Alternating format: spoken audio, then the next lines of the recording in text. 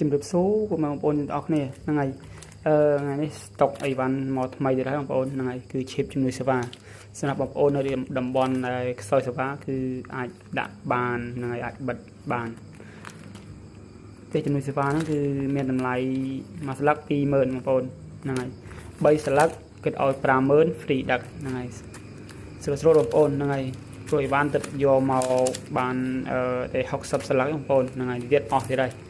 ចឹងបងប្អូននៅត្រូវការគឺអាចទៅមកខ្ញុំបានហ្នឹងហើយជំរាបសួរពុកម៉ែបងប្អូនទាំងអស់គ្នាហ្នឹងហើយ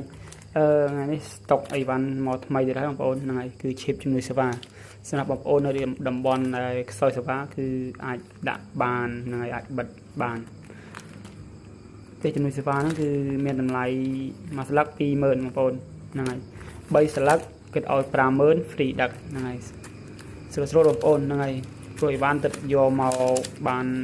តែ60ស្លឹកបងប្អូនហ្នឹងហើយទៀតអស់ទៀតហើយ